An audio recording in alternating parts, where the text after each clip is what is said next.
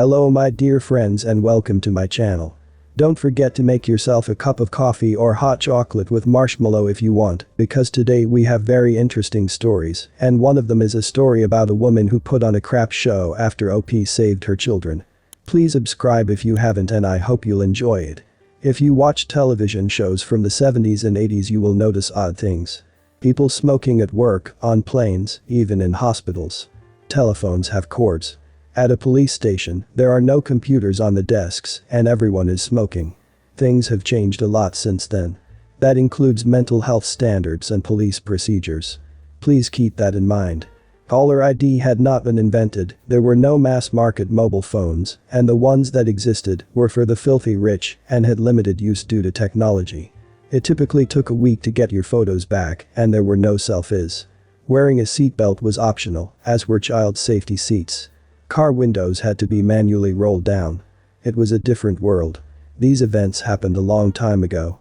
I'm renaming entitled Ant to CA for Crazy Ant, as per the request of so many who were getting confused by EA. If you don't want to read the original story, my crazy aunt steals the car belonging to her daughter and gets arrested for that and destroying her driver's license. Anne posted a $500 US bond and had to appear in court the following week for the first hearing as her attorney was going to attempt to get it dismissed. Just to clarify, the attorney in question spoke only to my aunt and had only her version of the events. In spite of what you may see on television, that is generally how it works. Most attorneys don't investigate matters themselves and go off of what their client says and any official documentation provided by the opposition, in this case, the state. Anyway, this is what happened starting the day after that arrest and leading up to that hearing. To say that hell broke loose the next day is putting it mildly. Even though my cousin Emily had a ticket written by the officer from the night before stating that she had a valid license and to call it in if necessary, we opted to have me drive to the license branch to get a replacement. It only took a few minutes and we were on our way to the museum. We were both a little nervous because my aunt hadn't called or anything, and with her silence was something to be worried about. We left the museum to get some lunch, and my cousin went to the restroom while I waited at the kiosk. As I'm standing there, a police officer approaches me. There are 3 others milling about looking very out of place in that area. You know, the fake I'm supposed to be here and need to look fake busy behavior. The officer asks me for identification and as I go to pull my license out for him, I ask him what was going on and why he needed to see it. Sure, officer, let me get it. What's going on? I have a report that you are an endangered runaway involved in the trafficking of medication. I stopped cold and stared at the officer. He was not kidding. I started laughing. He was not amused. My cousin approached us. I don't suppose the name of the person who gave you the tip is Crazy Aunt. I can't give that information out. As you can see, I'm over the age of being considered a runaway. I was 21. I'm also not involved with pills of any kind, and if you need to discuss this further you can contact my attorney, and please tell my crazy aunt I said to drop dead. I'm sorry for bothering you, but we had to check. I get that. Maybe I was an endangered runaway, and until you check you can't possibly know that. What you should know, however, is that your source was arrested last night for stealing a car and destroying government property. Well, I'll check on that when I get back. Maybe we need to add another charge to her list. Have a nice day. Cousin and I get our food and head back to her place. When we arrive, there are about 30 messages on her answering machine. For you young people, it was a primitive form of voicemail. Several were from my brother. It seems that my aunt, delusional as ever, called him and told him I had been arrested for medicine trafficking and was in really serious trouble. He was a little concerned. I called him back and told him everything. Thankfully, he hadn't booked a flight to get to me, so California failed on that front. I told him our plans for the evening and he told me to be very cautious around my aunt. I told him not to worry, I'd be fine. The other messages were from Crazy Aunt to me. Demanding that I leave, explaining that I'm not allowed by law to visit that state without her permission or without being with a parent or legal guardian. The world was a strange place in her head and she was going to have me arrested if I didn't leave. Naturally, she blamed me for her arrest the previous evening. Emily and I went out for dinner and to attend the concerts in the park series that was going on that week, and I had the feeling I was being followed. I was trying to pinpoint where my crazy aunt was in the crowd when Emily said, softly, straight ahead, 3 o'clock. Yup, there she was. Unlike everyone else who was facing the band, she was staring at us. Just staring. We decided to cut the evening short and went home. I like weird, but that was sinister. About an hour later, there was a banging on the door. It was the police. Again. We let them in. They had a tip that it was a medicine house and asked if we minded them searching it. Of course, we minded. We asked if they had a warrant and suddenly my crazy aunt appears. "Ma'am, you can't be here right now. My daughter lives here." "I'm sorry, ma'am, you still will have to wait outside." "So, you gave them another false tip?" "No, I told you that you would be arrested and I was right. If you aren't hiding medicine, then why do you care if there is a warrant? Answer me that." "Because privacy is important to us as citizens in a free country." "Ma'am, no one is being arrested. We were following up on a tip and apparently you are the one that made the accusation." "Arrest her, she isn't supposed to be here." "Why not?" "Because she doesn't have my permission to be here.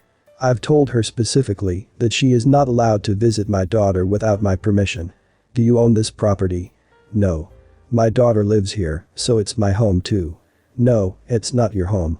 I invited Axer here, now please leave us alone. She doesn't have my permission to even be in this state. Your permission is not required to visit the state or even this person. They are both adults." "Officers, this woman has now made 2 false complaints against me, harassed me, and threatened me.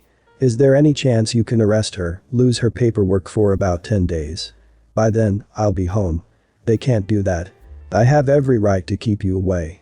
Besides, I have to be in court next week because of you." "Why does she have to be in court?" "Because she stole my car and torn up my license yesterday." "That was her?" "I heard about that at the station this morning." "What are my options?" "I'm sorry, but we can't lose her paperwork, though I certainly sympathize with you. You can, however, press charges against her if you like. It would get her out of your hair until morning, at least." "I'll take it." I signed the form and she was arrested again. This time she posted $1,000 and was released. Because the police clearly don't understand the law and how she is right, she goes back to trying to harass me and control Emily. The problem was that now she couldn't find us. While she was busy being arrested and bonding out, I talked to my mom and her brother and sister-in-law. Mom got us a hotel suite booked under the maiden name of my good aunt. Emily and I packed up and moved to the hotel. 4 days later. There is a knock on the hotel room door. I answer it to find the police standing there. This was different. 2 were in uniform and 2 were in regular clothes, detectives. Oh boy. I sighed, told them I'm not a runaway and there are no medicine but come on in anyway and offered them some of our soda supply. They declined. "Do you know why we are here?" "Not specifically, but if I were to guess, I'd say my crazy aunt has cooked up some new story to sell to you." "Do you know where we can find Emily?" "Yes." "Is this a confession?" "To what?" "To her murder." "What?" "Your aunt says that you have always hated your cousin and that 4 days ago you got her out of the way and then killed Emily and dumped her body. We would like to know where her remains are to give her family closure. Cooperation would go a long way here. First, crazy aunt is the one that has always hated me, it's a long story. Emily is one of my best friends as well as my cousin. Second, I not only didn't kill her, she isn't dead. Then where is she? Taking a shower. We just got back from the pool and chlorine does nasty things to her curls. She'll be out in a minute. Sure you don't want a soda while we wait?" One officer had moved to the bathroom door and could hear someone in there. He nodded at the detective. "Do you have any weapons in here?" "Just a knife by the sink." I handed them each a Coke and took one myself. I yelled into the bathroom, "Hurry up, we have company." Emily squealed, "Mikey." I knew she'd hurry up now. I returned to my seat. There was another knock on the door. This time it was Mike. He came in, grabbed a soda, sat down and looked at the police. He nods to the 2 plainclothes cops and says, "Detectives." They nodded. "So, what is she claiming you did this time?" "Murder." "Cool, who'd you kill?" "Emily." "Damn, I was going to marry that girl." "You do, and CA becomes your mother-in-law." "I don't plan on returning from the honeymoon. She'll never find us." "I thought that when we left M's place and decided to stay here. Yet here we are." "Fair point. How did they find you?" "Good question. We had your information and we called your home. Your father initially refused to tell us where you were and insisted on calling the precinct directly to make sure it was really the police. smart man. Then he told us where you were. He would like you to call him when we are done here. I picked up the phone and called my brother. I let him know everything was fine and that I'd call back later with more details. Emily comes out of the bathroom and rushes to see Mike. It takes a second for her to notice the police. Oh good grief. What is she claiming you did this time? Murder. Wow, she's pulling out all the stops here. Could she say you killed Kennedy? You? Me? But I'm not dead. May we see some identification? Emily handed it to him and we gave them the whole story. The officers just shook their heads. We will let her know that you are alive and that you will contact her when you see fit. We will not disclose your location to her. So she gets away with more harassment. I'm afraid so. The reality is that we can't prove that there was malicious intent here, even though there was. But neither she nor anyone else that knows Emily had seen or heard from her in days, she can make the case that she reasonably concluded that Emily was in danger. You were the last person known to be with her, so you are the logical starting point. Well, thanks for not coming in with guns blazing. We only do that on television. Randomly shooting up hotel rooms creates lots of paperwork, and we hate paperwork. Try and enjoy the rest of your visit here. Oh, I will. She goes to court in a few days for car theft, and I wouldn't miss that for anything. I genuinely hope she gets everything coming to her, and I hope you and your cousin are doing good, because going through that can be rough. Hope the court goes well, mate. I'm almost graduating high school and I have a job at the supermarket. Bagging items, stocking merchandise, etc.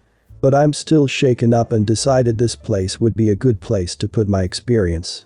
This day it was pretty rainy, so there were barely any people in the store and I was fixing any products that were out of order. I was just chilling since there was barely anything to do. QEP and EK come strolling into the store and I don't pay mind to the woman because she has that "can I speak to the manager" haircut. I'm already kinda weary of this woman, so I try to mind my own business and do my job. She sees me and rolls her eyes, muttering something about lazy teenagers, even though I have a job, but whatever, and she asks me rudely without a please or anything where the drinks are. I tell her which aisle, and she loudly exclaims, "Excuse me, are you gonna take me there what? Take me there now, or I'll speak to the manager. This is why you get paid." I only nod and don't say anything. So I take her to where the drinks are, and she doesn't say thanks or anything, only scoffs and pushes me away. So I'm fixing some stuff that fell onto the floor, not too far away, and I see EK climbing onto the ledge where the drinks are. "Excuse me. We just mopped the floor, so it's slippery, and plus your son can't be climbing that. It can fall, or he can get hurt." I say this as politely as possible, and I don't want to get in trouble cause of some kid. You know. Applying to colleges and a record won't do me any good.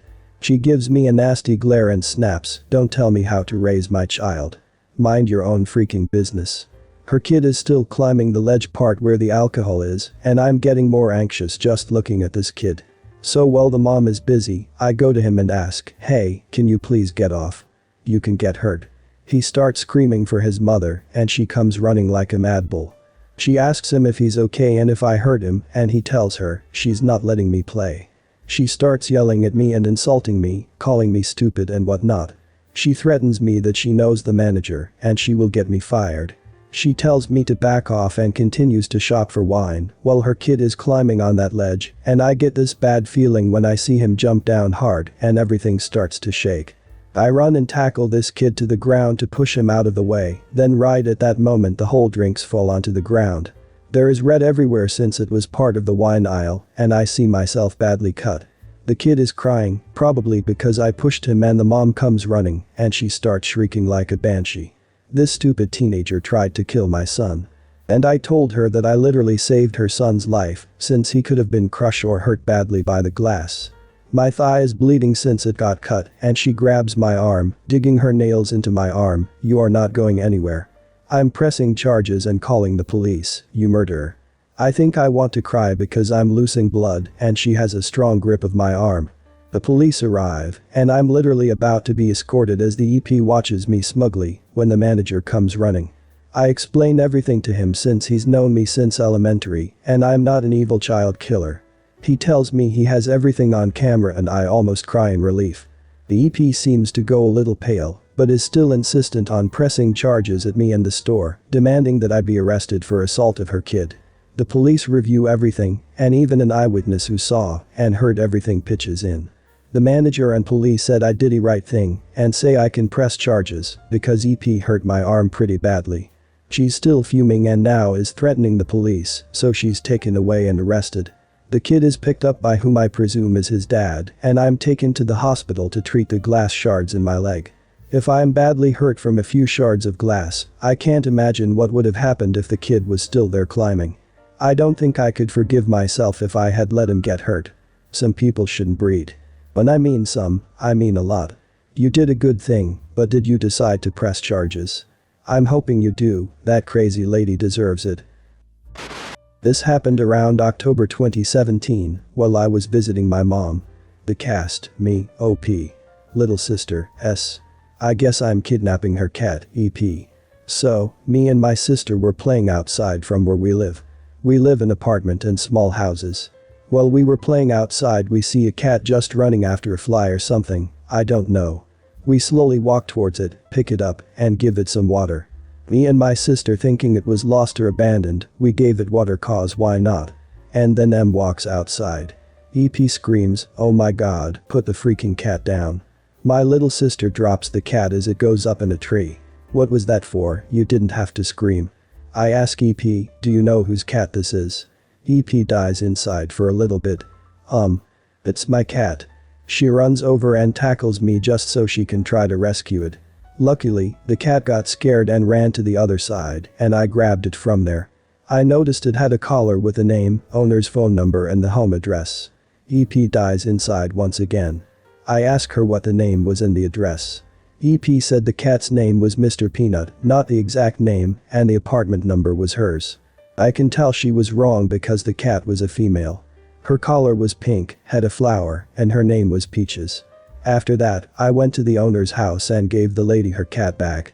And EP avoids me to this day. And whenever I walk by her, she's fake crying that I took her cat away.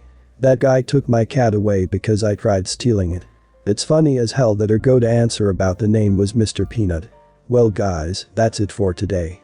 If you end up enjoying this video please consider subscribing, and if you missed the last episode on the channel I'm gonna link it right here. The story is about a man who forbade Op to communicate with her father and then did terrible things. Check this out if you haven't, and I'll see you in my next video.